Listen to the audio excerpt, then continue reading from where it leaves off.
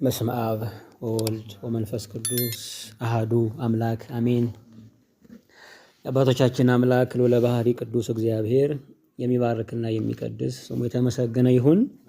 እንደምን ቆያችሁ? እንደምን ሰነበታችሁ? አሜን። እንደ ሞተ ውሻ የምንቆጠር ልጆቹን ሳይጸየፈን በንጉሣዊ ማዕዱ ያስቀመጠን የቸርነት አባት ልዑለ ባሕሪ ቅዱስ እግዚአብሔር ስሙ የተመሰገነ ይሁን። እግዚአብሔርን አጋዥ አድርገን የምንማማርበት ርዕስ እስመ ይደልወኒ ከመ ትባእ ታሕተ ጠፈረ ቤቴ፣ አቤቱ ጌታ ሆይ በቤቴ ጣራ በታች ልትገባ አይገባህም በሚል ርዕስ እንማማራለን። የማቴዎስ ወንጌል ምዕራፍ 8 ከቁጥር 5 ጀምሮ ያለውን ቅዱሱን የእግዚአብሔር ቃል በመንፈስ ሆነን እናነባለን። መንፈስ ቅዱስ ጉባኤያችን ይባርክልን። ወደ ቅፍርናሆም በገባ ጊዜ የመቶ አለቃው ወደ እርሱ መጥቶ አቤቱ ልጄ ሽባ ሆኖ እጅግ እየተጨነቀ በቤት ተኝቷል ብሎ ለመነው። ጌታችን ኢየሱስም እኔ መጥቼ ፈውሰዋለሁ አለው። የመቶ አለቃውን መልሶ አቤቱ አንተ ከቤቴ ልትገባ አይገባህም አለው። ነገር ግን በቃል እዘዝ፣ ልጄ ምድናል። እኔም እኮ የምገዛው ሰው ነኝ፣ የማዛቸው ጭፍሮች አሉኝ። ይህን ሂድ ብለው ይሄዳል፣ ሌላውንም ና ብለው ይመጣል፣ አገልጋይንም ይህን አድርግ ብለው ያደርጋል አለው። ጌታችን ኢየሱስም ሰምቶ አደነቀ። ለሚከተሉትም እንዲህ አለ፣ እውነት እላችኋለሁ በእስራኤል ሁሉ እንዲህ ያለ እምነት አላገኘሁም። ነገር ግን እላችኋለሁ ብዙዎች ከምስራቅና ከምዕራብ ይመጣሉ፣ በመንግሥተ ሰማያትም ከአብርሃምና ከይስሐቅ ከያዕቆብም አጠገብ ይቀመጣሉ። የመንግሥትን ልጆች ግን ወደ ውጭ ወደ ጨለማ ይጥላቸዋል። በዚያም ልቅሶና ጥርስ ማፋጨት ይሆናል። ጌታችን ኢየሱስም የመቶ አለቃውን እንዲህ አለው፣ እንግዲህ ሂድ፣ አንተ እንደ እምነትህ ይሁንልህ። ልጁም በዛ ሰዓት ዳነ። መስፍኑ ወደ ቤቱ በተመለሰ ጊዜ ልጁ ድኖ አገኘው። ሕያውና ቅዱስ የሆንክ የዘላለም አባት ቅዱስ እግዚአብሔር እናመሰግንሃለን። በዘመናት መካከል የምትሰማን ለነገራችን ሁሉ ፈውስና መድኃኒት የሆንክ መድኃኔ ዓለም ኢየሱስ ክርስቶስ በምንሰማው ቃልና በሚነገረን ደግሞ የሕይወት ማዕድ ደግሞ ልጆች እንዲባረኩ እንዲቀደሱ ነገራቸው ሁሉ እንዲከወንላቸው መልካም ፈቃድ ይሁን። አባት ሆይ ዘመናችን በስም የተባረከ ይሁን። ስም መንገዳችን ያቅናው፣ በስም ጎደሏችን ሁሉ ይሙላ። ቅዱስ አባት ሆይ ለሀገራችን ሰላምና መጽናናት አድርግላት። ጌታ ሆይ እኛ የምንናገርበትን የሕይወትን ቃል ትርጉም ስጠን። ለሚሰሙ ለልጆች ደግሞ ዘመናቸውን እንድትባርክ ነገራቸው እንድትከውንላቸው ጨለማቸው እንዲገፈፍ በመንገዳቸው ሁሉ ብርሃን እንዲወጣ ጌታ ሆይ እንለምንሃለን። ቅዱስ መንፈስ ቅዱስ እግዚአብሔር መንፈስ ቅዱስ ጉባኤያችን ተገንተ ባርክልን፣ ቃልህን ተርጉምልን። እግዚአብሔር የተመሰገነ። እንደምን ቆያችሁ? እንደምን ሰነበታችሁ? አሜን። ርዕሳችን ምንድን ነው የሚለው? በቤቴ በሉ እስኪ። ጣራ በታች ልትገባ አይገባኝም በሚል ርዕስ እንማማራለን። ዘመናችን ብዙ አታጋይና ብዙ ልፊያ ያለበት ነው። ብዙዎቻችን የምንታገለው ትግል የይገባኛል መንፈስ ነው። ያለን ነገር በሙሉ የተገባን አይደለም። ብዙዎቻችን የምናጣቸውን ነገሮች እያየን እንበሳጫለን። ነጋችን እያለምን እያሰብን ይሄ ለኔ አይገባኝም ብለን ሰማይ ጋር እንሟገታለን። ነገር ግን ዛሬ እንኳን የኛ አይደለም። ከኛ ዘንድ ያለ አንዳች የሚገባን ነገር የለም። ለሚያስተውል ሰው፣ እግዚአብሔርን ለሚያስብ ሰው የተገባው ምንም ነገር የለም። ብዙዎቻችን ለኔ ይሄ አይገባኝም ብለን እንበሳጫለን። ግን ይሄ ልካችን ነው። እንዳረማመዳችን እንደረገነው ሁሉ ይሄ ነገር የሚገባን መስፈርት ነው። በመጽሐፍ እንደምናየው ይሄ መቶ አለቃ ነው። መቶ አለቃ በዘመኑ መቶዎችን የሚመራ የሚፈራም ትልቅም ስልጣን ነው በዚያ ዘመን። ይሄ መቶ አለቃ ግን በቤቱ አንድ ብላቴና ተኝቶ ነበረ። ሉቃስ እንደሚነግረን አገልጋዩ ነው፣ ባሪያው ነው። ይሄ መቶ አለቃ ወደ ጌታችን ወደ ቅፍርናሆም ሲመጣ እንደዚህ አሰበ። ፈሪሳውያንን ሰበሰበና በቤቴ የታመመ ብላቴና አለ፣ ይፈወስ ዘንድ መምህሩን ጠይቁልኝ ብሎ ፈሪሳውያንን ላካቸው። መቶ አለቃው ማንም የሚሰማው ነው። በዘመኑ ወደ ቤቱ እንኳን ሲመጡ ብዙ ደጅ ይጠናሉ፣ ብዙ ያንኳኳሉ። ምንም ነገር ቢያዝ ይፈጸምለታል። ነገር ግን በቤቱ የተኛ ደግሞ የታመመ ብላቴና አለ። ብላቴናው ሽባ ነበረ ይላል። ሽባ የማይቀበል ነው፣ ሽባ የማይሰጥ ነው። ብዙዎቻችን ሽባነት አለብን። ፍቅር መቀበል አንችልም፣ ፍቅርን አንሰጥም። ዛሬ መልካምነት ብዙ ያስፈራዋል፣ መቀበል እንኳን አይችልም። ክፋትን ስንሰማ ስንቀበል ለምደነዋል። ሰዎች መልካም ሲሆኑ ግን ያስፈራናል። ከምን ዘንድ ነው መልካም የሆኑት? ምን አስበው ነው? ምን ሊቀሙን ብለን እንጨነቃለን። የዘመኑ ሰው ከክፋት በላይ ደግነትን ይፈራል። የዘመኑ ሰው ከእርግማን በላይ ምርቃትን ይሰቀቃል። ብዙዎቻችን የሚጎረብጠን ምስጋና ነው። ብዙዎቻችን ቸር መሆን ነው ለመስማት የሚያዳግተን።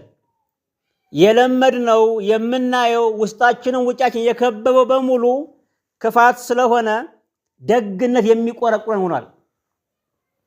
ይሄ መቶ አለቃ ከግርማዬ ግርማችሁ ይበልጣል፣ ከክብሬ እናንተ ክብር ይበልጣል። እኔ ሮማዊ ነኝ፣ እናንተ ግን ጅውሽ ናችሁ፣ አይሁድ ናችሁ፣ ፈሪሳዊ ናችሁ፣ በመምህሩ ፊት ክብር አላችሁ ብሎ ወደ ጌታ ላካቸው። እየሰማችሁኝ ነው? ወታደር ነው፣ መቶ አለቃ ነው፣ መሪ ነው። የወታደር መልክ ታማኝነት ነው። የወታደር ትልቁ ልብሳቸው ትጥቃቸው እምነት ነው። በቃል የሚያምኑ ናቸው። መጽሐፍ ቃል ሲጀምር እንደዚህ ይላል። ወደ ቅፍርናሆም በገባ ጊዜ መቶ አለቃው አቤቱ ልጄ ሽባ ሆኗል፣ እየተጨነቀ ነው ብሎ ፈሪሳውያንን ላከ። የመጣው ክርስቶስ መሲህ ፈዋሽ ነው፣ አዳኝ ነው። መቶ አለቃነቱ አልፈወሰውም። ብዙዎችን የሚያዝ ነው፣ የሚከፍት ነው፣ የሚዘጋ ነው። ነገር ግን በቤቱ ያለውን ሽባነት መቶ አለቃነቱ ስልጣኑ ሊፈታው አልቻለም። በቤታችን ብዙ ነገር ተኝቷል። የተኛ ብላቴና አለ፣ የተኛ ሽባ ነገር አለ፣ ግን በእኛ አይፈወስም። በጓደኝነት መካከል የተኛ ሽባ ብላቴና አለ፣ እርሱ ፍቅር ይባላል። ብዙዎቻችን ጓደኛ ነን፣ ወዳጅ ነን፣ ግን ሽባ ነው ፍቅራችን። አይታመንም፣ አይዘልቅም። ለክፉ ቀን እንኳን አይጠብቀንም። አብሮ መብላት እንጂ አብሮ መኖር እንኳን ብዙዎቻችን አንችልም። ትዳሩ ዛሬ የተኛ ሽባ አለው፣ መታመን የሚባል ሽባነት። ባል ለሚስት አይታመንም፣ ሚስት ደግሞ ለባል አትታመንም። የሚገዛ የለም፣ የሚታመንም የለም። በእያንዳንዳችን ቤት የተኛ ብላቴና ሽባ አለ። ሊያርግ የሚገባው ሊሮጥ የሚገባው ፈዋሹ ማን ነው? እርሱ ክርስቶስ ነው። የሃዌ ራፋ የሚፈውስ አምላክ ቅፍርናሆም ገባ።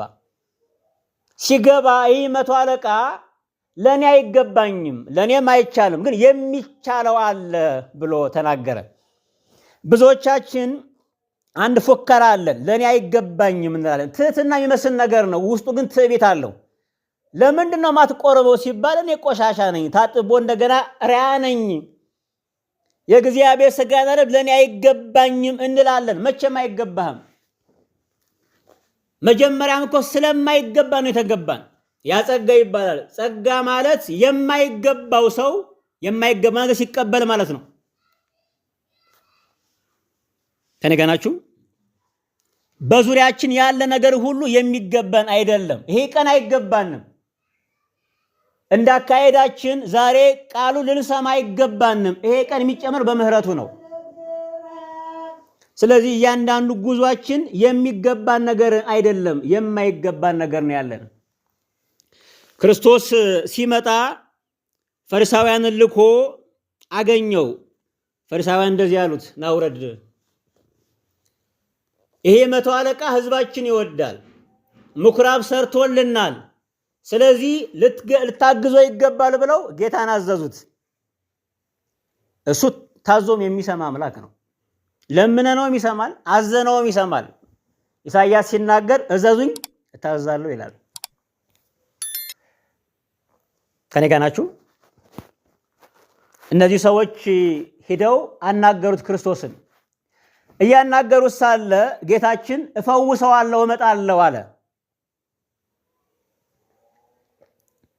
ይሄ መቶ አለቃ ግን ሌሎች ሰዎችን ላከ። እንደዚህ አለ፣ አቤቱ በሉ እስኪ በቤቴ ጣራ በታች ልትገባ አይገባኝም።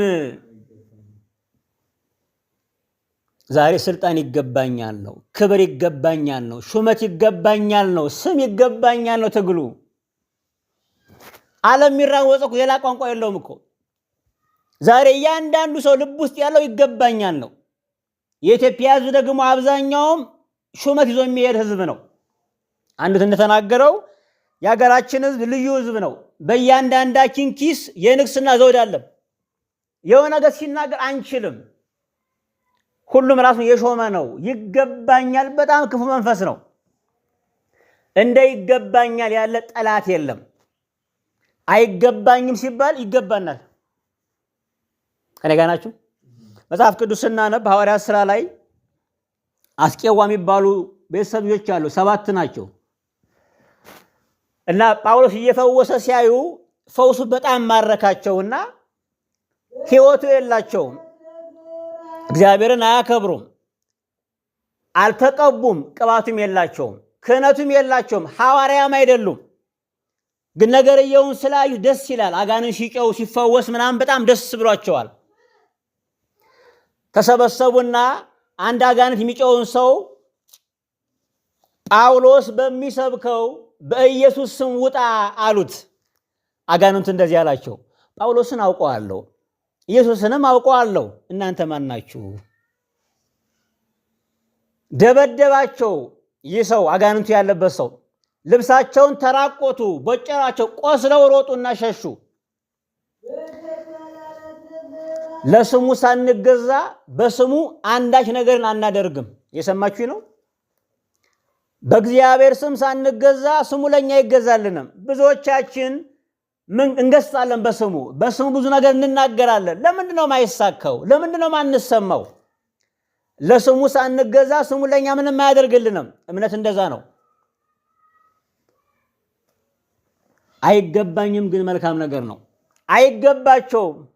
አዳምና ሔዋን ሰይጣን መጥቶ ምንድን ያላቸው? ዕፀ በለሱን በበላችሁ ጊዜ እንደ እግዚአብሔር ትሆናላችሁ አላቸው። አምላክነት አልመጣም በቅጠል፣ እግዚአብሔር ባህሪው ነው። ነገር ግን ቢቻል እንኳን ቢሆን እንኳን እግዚአብሔርን ለኛ ይገባንም አይሉም ወይ? ሌላው ይቅር፣ ሌላው ፈተና፣ ሌላው ማታለል ይቅር እንኳን እግዚአብሔርን ትሆናላችሁ ሲባል እንደ እግዚአብሔር መሆን እንኳን ለኛ አይገባንም ለምን አይሉም? ዘመን ሲፈጸም እንደዚህ ነው። ጌታችን ሲናገር ብዙዎች አለ በስሜ ይመጣሉ፣ ብዙዎችን ያስታሉ። እኔ ይላሉ ምን ነኝ? ክርስቶስ ነኝ ይላሉ። ሰው ደፋር ነው። እኔ አምላክ ነኝ ይላል የሰው ልጅ። የሰማችሁ ነው። ሰው ሲያመሰግናችሁ ደስ አይላችሁ? ሲያከብራችሁ ደስ አይላችሁ ወይ? ሌባ እኮ ነው ሰውየው፣ ግን ጨዋ ሲባል ደስ ይለዋል። የሽንገላ ምስጋና ሰው በጣም ይወዳል። ብዙዎቻችን ሲያመሰግኑን እንኳን አይ ለኔ እኮ አይገባኝም እንላለን። ውስጣችን ደስ ይለዋል። መጽሐፍ ሲናገር ግን ሲያመሰግኗችሁ ወዮላችሁ ነው የሚለው። ሲያሳዷችሁ ነው ጸልዩ የሚለው። ሲረግማችሁ ነው ተባረኩ የሚለው። አይገባኝም ፈውስ ነው። እየሰማችሁ ነው? ፈውስ ነው። በዚሁ መጽሐፍ በሐዋርያት ሥራ አንድ ሲሞን የሚባል ደግሞ ጠንቋይ ነበር፣ መሰሪ ነው። ጳውሎስ ሰበከው፣ ሐዋርያት ሰብከው አዳኑት እና ክርስቲያን ሆነ። ከሆነ በኋላ ሐዋርያት እጅ እየጫኑ መንፈስ ይሰጣሉ፣ መንፈስ ቅዱስን ያቃበላሉ ለሰዎች እና በጣም ደስ አለው ይሄ ነገር እና ገንዘብ አመጣና ከቤቱ ለጴጥሮስ ሰጠው። እኔም እንደናንተ በእያንዳንዱ ሰው ላይ እጅ ጭኜ መንፈስ ቅዱስ እንዲቀበሉ አድርጉ እዘዙ አለ።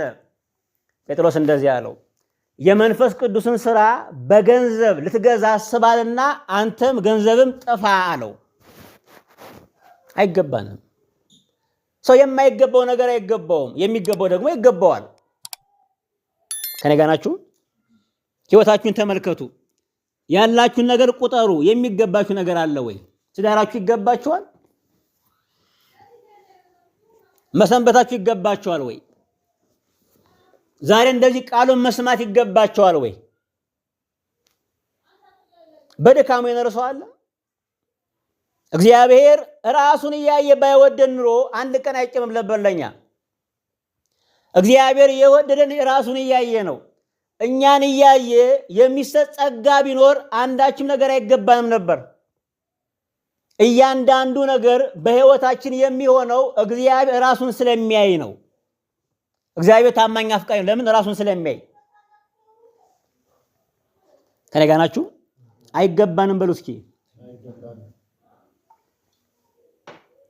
ነቢዩ እግዚአብሔር ዳዊት ተሰዶ እያለ ልጁን ያሳደደው አቤሴሎም አንደኛውን ልጁን ደፈረ፣ አንደኛውን ገደለው። ዳዊት ዘመኑ በጣም ነው የጠቆረው የጨለመው፣ ስደተኛ ሆነ። በስደት ዘመኑ ላይ አንድ ሳሚ የሚባል ሰው አገኘውና አንተ ምናምንቴ የደም ሰው አለው። ንጉስ ነው እኮ ጊዜ ጥሎት ነው። ጊዜ ሲጥለን እኮ ሁሉ ነው የሚጥለን አይደለ? ሁሉ ነው የሚሳደብ የሚረግም። የወደቀ የሚያከብር የለም በዘመናችን ከጌታ ውጭ። እግዚአብሔር ብቻ ነው ሰውን አክብሮ የሚያየው። እናንተ ምናምንቴ የደም ሰው አለው። የእጅህ ነው። የሳኦል ዘመድ ነበረ። የሳኦልን ደም ተበቀለ አለው። አፈር በተነበት ፊቱ ላይ። በንግስናው ዘመኑ ማንም አይናገረውም ነበር ዳዊትን። እና አንድ አቢሳ የሚባል ጀነራሉ ይሄ የውሻ ልጅ አንገቱን ልቁረጠው አለው። እና ዳዊት እንደዚህ አለው፣ ተወው እግዚአብሔር ስደው ብሎ ልኮት ነው አለው። የሰማችሁ ነው? ተወው፣ አትምካው፣ አትግደለው፣ እግዚአብሔር ነው የላከው ስደው ብሎ። ስድቤን እንኳን ቆጥሮ ይቅር ቢለኝ ተወው አለው። ይገባኛል፣ አፈር ቢበትንም ይገባኛል፣ ስራዬ ነው። መልካም አድርጌለታለሁ፣ እሾህ ቢነሰንስ ይገባኛል፣ ስራዬ ነው። ዛሬ የምንታገልን ያደለኛ እኔ አማዳ ፋሽ ሆንኩ አትሉም? መልካም ባደርግላቸው ክፉ ሆኖብኝ የማይገባውስ ገብቻ አወጣዋቸው፣ አሰብኳቸው፣ ደከምኩላቸው፣ ለኔ ይገባኛል? አዎ ይገባል። እንዲያውም ሲያንሰን ነው። መልካምነት መልካሙን እግዚአብሔር እያዩ ነው። ሰው እያዩ መልካም መሆን አይቻልም። ማንም የሰው ልጅ ለመልካምነት ዋጋ መክፈል አይችልም። በእጁ አይደለም ያለው። ለዛ እኮ ነው የምንዘልፈው፣ ለዛ ነው የምንንሸራተተው። ከዚህ በኋላ መልካም መሆን አልፈልግም እንላለን። የሚያልፍላቸው ክፉዎች ናቸው። የሚከበረው ክፉ ነው። ሰላም የሚያገኘው ክፉ ነው። ዙፋን ያለው በክፉ ዘንድ ነው። ሌባ ነው ያለፈለት። የኔ መልካም መሆን ምን ጠቀመኝ?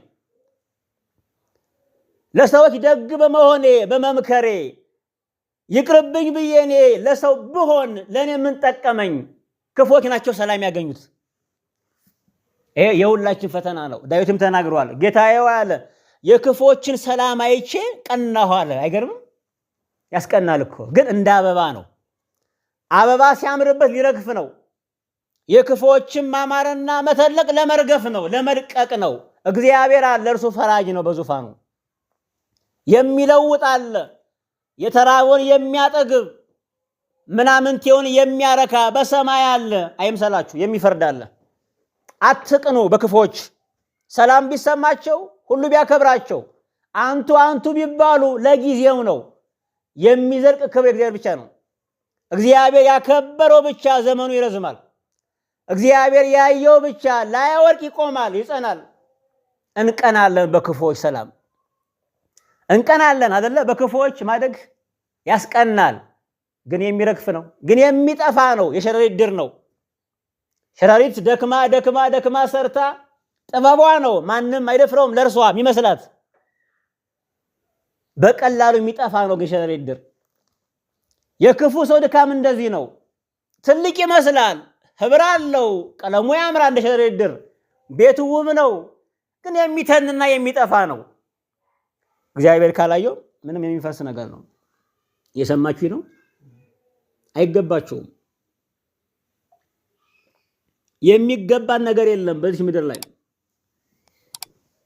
ዛሬ ማመስገን ያስፈልጋል። ስሙ የተመሰገነ ይሁን።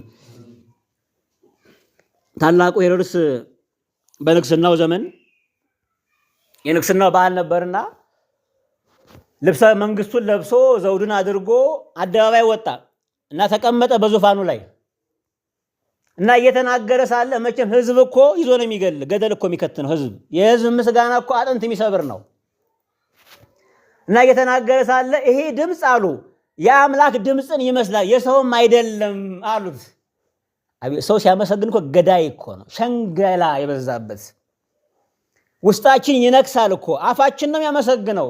መጽሐፍ እንደሚናገረው በአፋቸው ይምራሉ በልብ ይረግማሉ እንዳለው አፋችን ነው የሚያቆለጳጵሰው፣ በልብ ግን ረጋሚዎች ነን። ሰውየው የማይገባውን ክብር ስለተቀበለ መልአኩ መታውና ተልቶ ሞተ። በክብር ቀኑ ተዋረደ። የንግስናውን ዙፋን ለበሰ።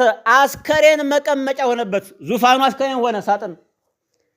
የለበሰው ልብሰ መንግስቱ ከፈን ሆነው። ለምን? የማይገባውን ስለተቀበለ። የህዝቡ እልልታና ምስጋና ሙሾ ተቀየረ። የማይገባ ክብር ጠላፊ ነው። ለሰዎች የማይገባ ክብር መስጠትም መቀበልም አይገባም፣ ነውር ነው። ሰዎች ሲያመሰግኗችሁ ወዮላችሁ ለዛ ነው ያለው መጽሐፍ ሲናገር። አትደነቁ በሰው ምስጋና፣ አትገረሙ። የሰው ምስጋና የሰው ክብር እንደ ባንዲራ ነው። ቀን ይወጣል፣ ማታ ማሰሳ ይወርዳል። ያከበሩን ሰዎች ሳያዋርዱን አይመለሱም። ይሄ በዘመናችሁ ይዩት፣ በህይወታችሁ ተመልከቱት። ከናንተ ጋር ተለጥፈው ጥቅመኛ ሰዎች ግጠው ሲያልቁ አዋርደዋችሁ ነው የሚሄዱት። እንደማይጠቅም ዕቃ ይጥሏቸዋል። የሰው ክብር ማዋረድ ቀጣይ ገዛ አለበት።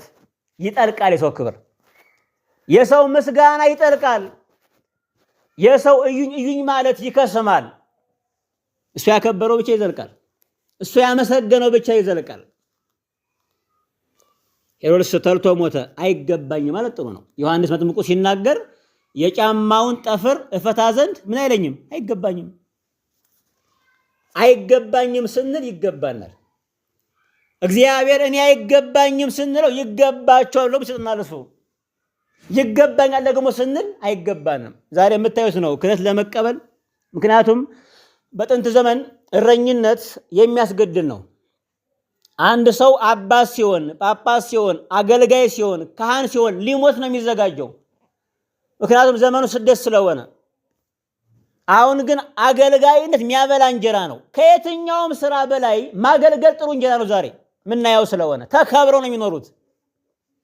ገንዘቡ ረብጣ ነው። ሁሉ ያያቸዋል፣ ይወዳቸዋል። ገንዘብ ይረጫል።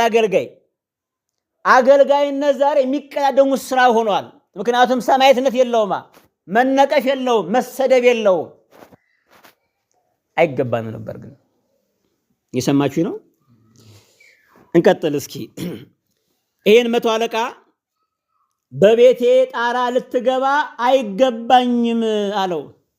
እንዴት ያለ መቶ አለቃ ነው! አሕዛብ እኮ ነው፣ ማያምን ሰው ነው። በዚህ ሀገር ውስጥ በሐዋርያት እንኳን ይሄ እምነት የለም። በእስራኤል ዘንድም እንኳን ይሄ መታመን የለም። ጌታዬ አለው በቤቴ ልትገባ አይገባኝም፣ ቤቴ ለአንተ ያነሰ ነው አለው። ይሄ መቶ አለቃ እኮ ብዙ ሰዎች እጅ መንሻ እያመጡ ደጁ ይንኳኳል። በቀጠሮ የሚገባበት ቤት እኮ ነው የመቶ አለቃ ቤት። በዘመኑ ትልቅ ስልጣን ነበር። ብዙዎች ደጀን ያንኳኳሉ። ለአንተ ግን አይገባም፣ በኔ ልትገባ። ትህትና ነው። ዛሬ ትግሉ አይገባህም ነው፣ አይገባኝም አይደለም። ለነገሌ ይገባቸዋል የሚል ሰው አለ? የለም እኮ። ሁሉም እንደ ሕፃን ነው ለኔ የሚለው። ይገባኛል ነው። ይሄ በሽታ ነው። እግዚአብሔር ያስበን። ይሄ መቶ አለቃ ጌታችን ሲመጣ ልትገባ አይገባኝም፣ እኔም ወደ አንተ ልመጣ አይገባኝም አለው። ግራም ያጋባ እኮ ነው ትህትና። እኔንም ወደ አንተ መጥቼ ልጠይቅህ አይገባኝም፣ አንተም መጠ ቤቴ ልትገባ አይገባህም። ታዲያ ምን ይሻላል አለው። ቃልን ብቻ ተናገር ሲበሉ ልጄ ይድናል። ይሄ መቶ አለቃ አፍቃሪ ሰው ነው። ልቡ በፍቅር የረጠበ ነው። ልጁ ብላቴናው ባሪያ ነው፣ አገልጋዩ ነው። በዚያ ዘመን አንድ ባሪያ ከዕቃ አይለይም። አንድን ባሪያውን ቀጥቅጦ ቢገለው አይጠየቅም በዛ ዘመን። ይሄ መቶ አለቃ ግን ባሪያውን ብላቴናዬ ይለዋል፣ ልጄ ይለዋል። እንዴት ያለ ስም አጠራር ነው! እንዴት ያለ መታዘዝና እምነት ነው! አይጠበቅም ከእርሱ። የሚገርም አማኝ ነው። እምነት ያለው ዛሬም ከማይጠበቅ ሰው ነው። ብዙዎቻችን አማኝ የሚመስሉን ካባ የለበሱ የጠመጠሙ የሚያስተምሩ ይመስለናል። ሃይማኖት የሚያስተምሩ የሚቀድሱ ሰዎች በጣም አማኝ ይመስሉናል። አይደለም። እምነት ያለው ዛሬም ከማይጠበቅ ሰው ነው። ከመቶ አለቃው ማንም አይጠብቅ እምነት። እንደዚህ አይነት እምነት አሕዛብ ነው፣ የማያምን ነው። ዛሬም ቢሆን እምነት ያለው ከማይጠበቅ ሰው ነው። ዛሬም ቢሆን ፍቅር ያለው ከማይጠበቁ ሰዎች ነው። ከኛ የለም። አገልጋዩ ዛሬ አመንዝራ ነው፣ ሴሰኛ ገንዘብ የሚወድ ነው። መልኩ እንኳን የለንም። ከኛ የሚጠበቀው አንዳች ነገር የለንም። ካባው ጥምጣሙ ሸፍኖናል፣ አክብሮናል። እግዚአብሔር ደግ ስለሆነ ስለማያጋልጠን ነው። አይገባኝም። የሰማችሁ ነው። ቅዱስ ጳውሎስ ሲናገር ለፊሊሞና አናሲሞስ የሚባል ባሪያ ነው። አንድ መጽሐፍ አይጻፈ በዚህ ቅዱስ ጳውሎስ ከ14ቱ መልእክቱ አንደኛው መልእክቱ የተጻፈው ለባሪያ ነው፣ ለፊሊሞና። ፊሊሞና ጌታ ነው፣ አናሲሞስ ደግሞ ባሪያው ነው። ጳውሎስ ስላስተማረው አናሲሞስን ከዛ በኋላ አናሲሞስ የኔ ወዳጅ ነው፣ ያንተን ወዳጅ አድርገዋለሁ፣ ልጄ ነው፣ እንደ ልጅ ይየዋለሁ፣ ዕዳ ካለበት እኔ ከፍላለሁ አለ ቅዱስ ጳውሎስ። ባሪያ የለም፣ ጨዋ የለም፣ ሴት የለም፣ ወንድ የለም፣ ሁሉም በጌታ አንድ ነው አለው። መልክ አይቶ ያዳለም አገልጋይ። የሰማችሁ ነው። አገልጋይ መርጦ አይፈታም። መጽሐፍ ሲናገር ፈታችሁ አምጡልኝ አለ እንጂ ተፈታችሁ ሂዱ አላለም። ዛሬ እያየን ነው። አንዳንድ ሽምግልናዎች ጳጳስ ይሄዳሉ። ነውር ነው፣ በጣም ነውር ነው። ጳጳሳት በቁርባን እንኳን ቢያገባ አንድ ሰው ቤቱ ይባርኩታል እንጂ ቤተ ክርስቲያን ሲመጣ ባርከው ቀድሰው ያጋቡታል እንጂ እንደ ተራ ሽማግሌ ሄደው አይጠይቁም። ዛሬ ለዓለማዊ ሰርግ ሁሉ ሀብታም ከሆነ ጳጳስ እንኳን ይንጠለጠላል ለሽምግልና መርጦ። ይሄ በጣም ነውር ነው።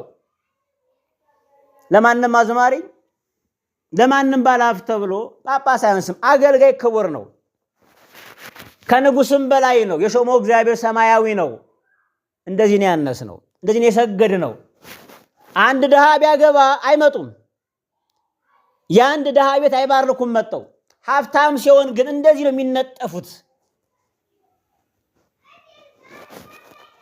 ክብር ላለማወቅ ነው። ይሄ እግዚአብሔር ያስበን። መቶ አለቃው ባሪያውን ብላቴናዬ ነው አለው። ወደ ጌታ ዘንድ ሂደው እርሱ አይገባኝም አለ።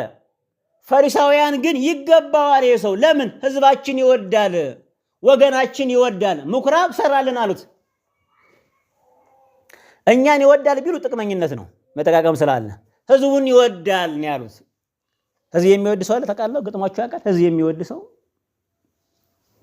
ዛሬ ራሱ የሚወድ ሰው የለም፣ ሰው የሚወድ ሰው የለም፣ ወዳጁ የሚወድ ሰው የለም፣ ወገኑ የሚወድ ሰው የለም። በክርስትና ዓለም እያየነው ነው። እንደ ውሻ ነው የምንባለው። ሁሉም ራሱ የሚያከብር ነው፣ ጥቅመኛ ነው፣ ግለኛ ነው፣ ግብዝ ነው፣ ለራሱ ብቻ ነው የሚሰፍረው፣ ለሰው የሚል የለም ዛሬ። ይሄ መቶ አለቃ የሚገርም ሰው ነው፣ ህዝብ የሚወድ ሰው ነው። በጣም የምወደው ቃል አለ እዚህ ማርቆስ ወንጌል ላይ አለ። ጌታችንም ህዝቡን ሁሉ አይቶ አዘነላቸው፣ ራራላቸው፣ ብዙ አስተማራቸው ይላል።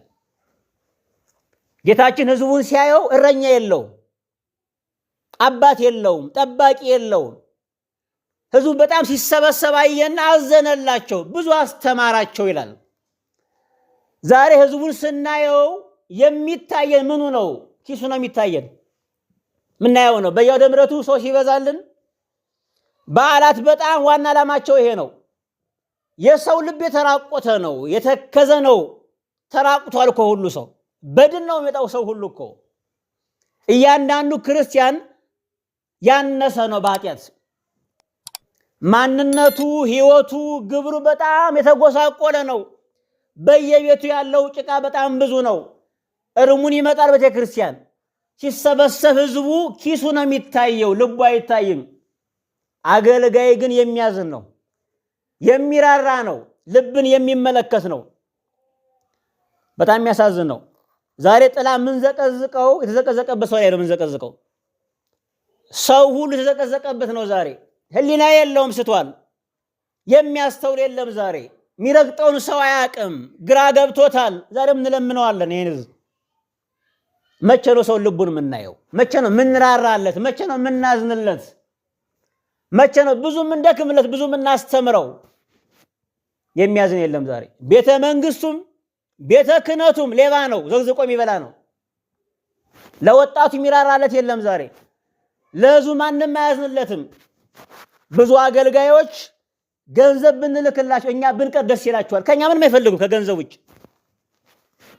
ይሄን ያክል የተዋረድ ነው፣ ይሄን ያክል ነው ያነስ ነው። እግዚአብሔር ያስበን።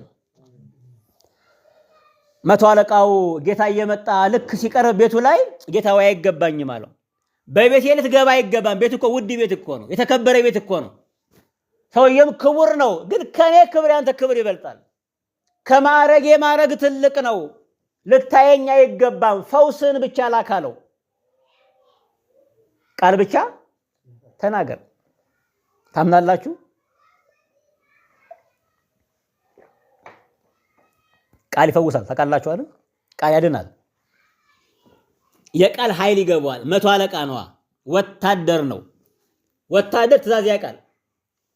ወታደር የቃልን ጉልበት ያውቃል።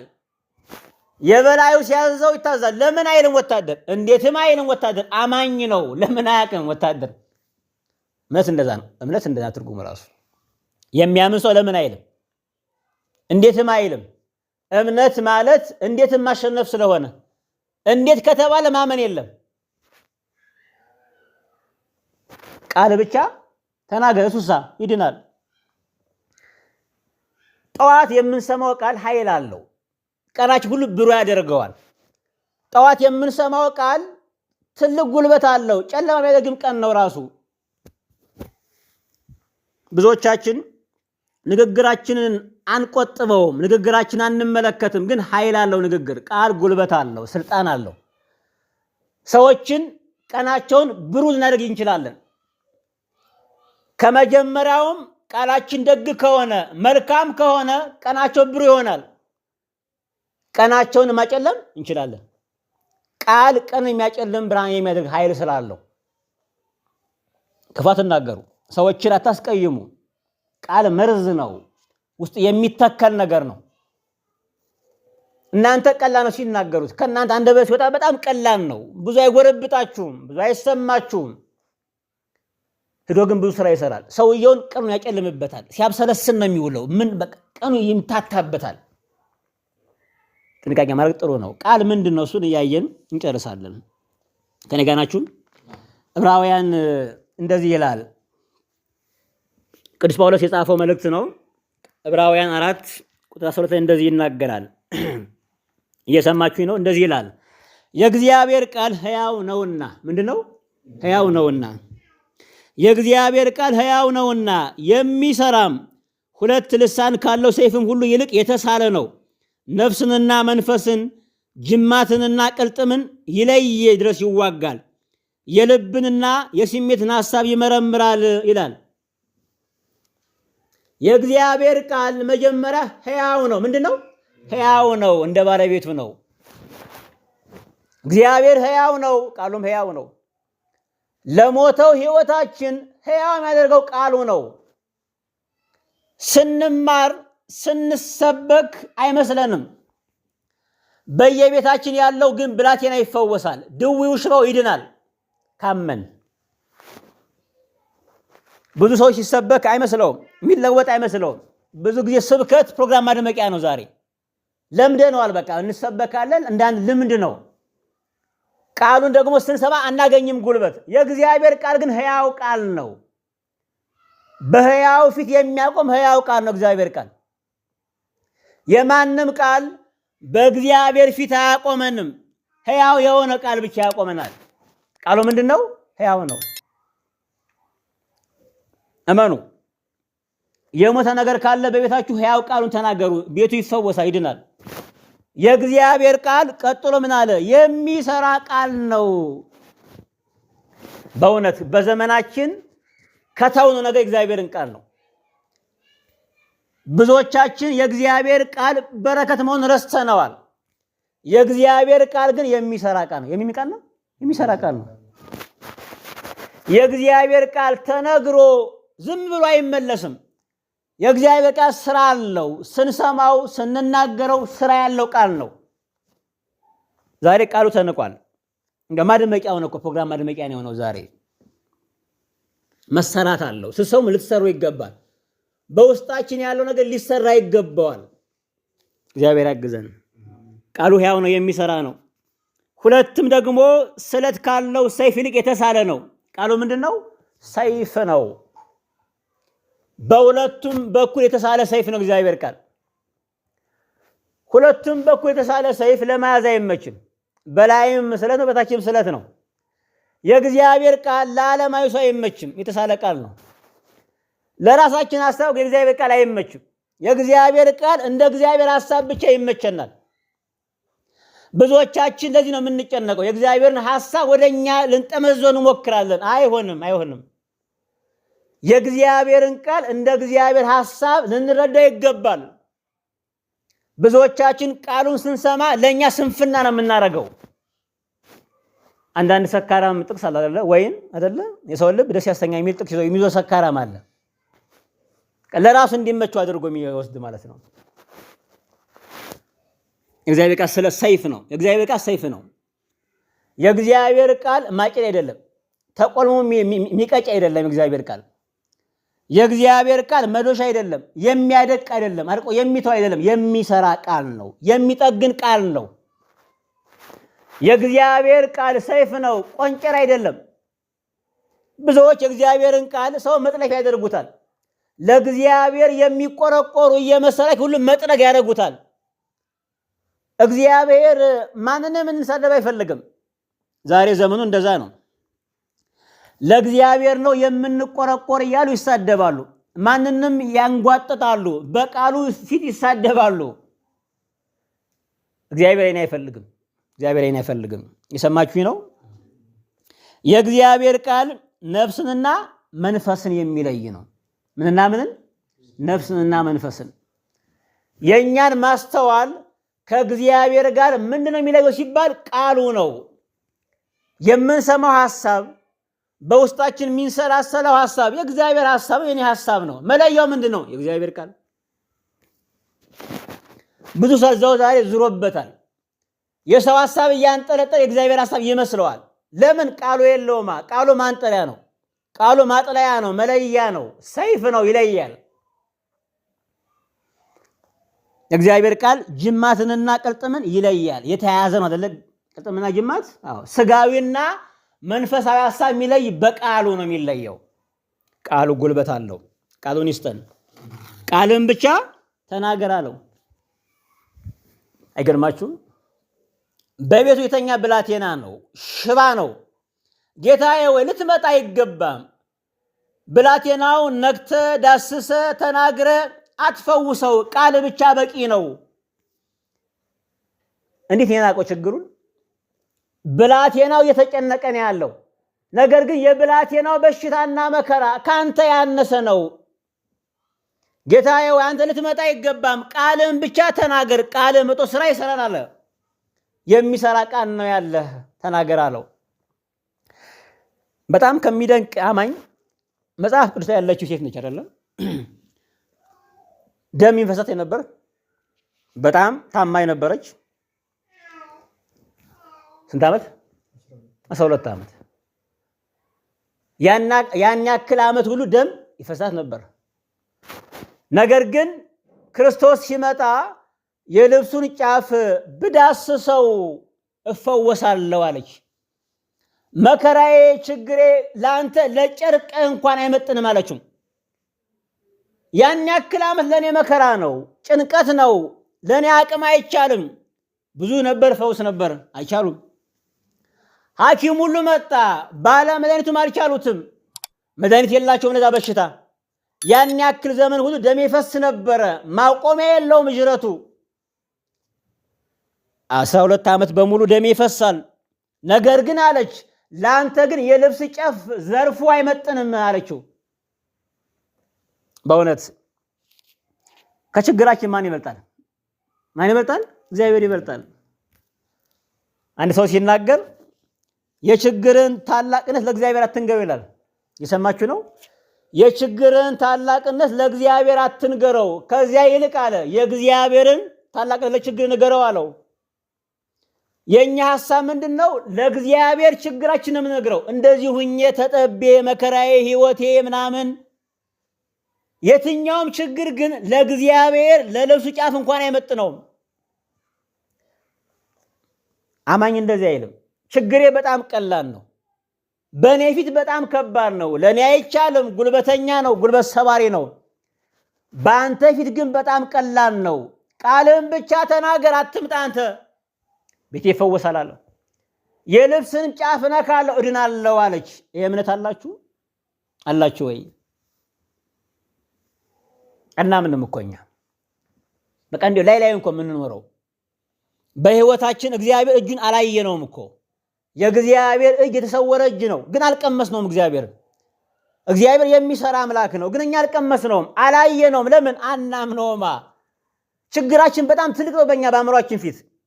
እግዚአብሔር አንሶብናል። እግዚአብሔር በጣም በጣም በጣም አንሶብናል። የሆነ መከራ ሲገጥመን ይጠበናል። አምላክ እኮ አለን አይደለ? አምላክ እንደሌለው ሰው ነው ምን ሆነው እኛ ምንጨነቀው ምንጠበበው።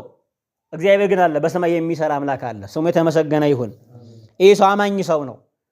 ቃልን ብቻ ተናገር ቤቴ ይፈወሳል አለው። ይሄ ብላቴና ድኖ ጠበቀው። ክብር ለስሙ ይሁን። ይህን ቃል በሰማ ጊዜ በቤቱ የነበረው ብላቴና ተፈወሰ። ማን አዳነው? እግዚአብሔር ቃል። እግዚአብሔር ቃል የሚሰራ ቃል ነው። ከኔ ጋር ናችሁ? ሲመለስ ልጁ ድኖ አገኘው ይላል። ቤታችን የተፈወሰ ይሁን። እኛም በስሙ ብዙ ነገር ይፈወሳል። ቃሉ ብዙ ስራ ይሰራል።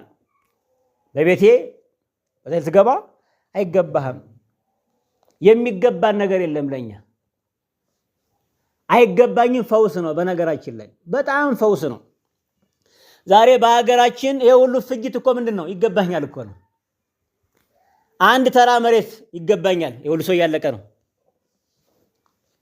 ከመሬቱ ዋጋ ሰው ክቡር ነው። የአንድ ሰው ደም ከየትኛውም መሬት ዋጋ በጣም ውድ ነው። እንዴት ነው ሰው ይዞረበት? ግን የመሬት ዋጋ በጣም ያነሰ ነው። ሰው ክቡር ነው። ሰው ውድ ነው። ዛሬ ግን ለአንድ ተራ መሬት ነው ሰው ሁሉ የሚጨረሰው። ክርስቲያን ደግሞ ነን እኮ። አይገባኝም ሰላም ነው እኮ። አይገባኝም ረፍት ነው፣ ፈውስ ነው። አይገባኝም ይገባኛል ስንል ነው ከሰው ጋር የምንጣላው። አይገባኝም በጣም ረፍት ነው። አይገባኝም ስንል ለኛ ይገባል ተመልሶ። የመንፈስ አዳብሩ እግዚአብሔር ያስበን። ክብር ለስሙ ይሁን። ያስተማር እግዚአብሔር ስሙ የተመሰገነ ይሁን። ይቆየው። ስብሐት ለእግዚአብሔር።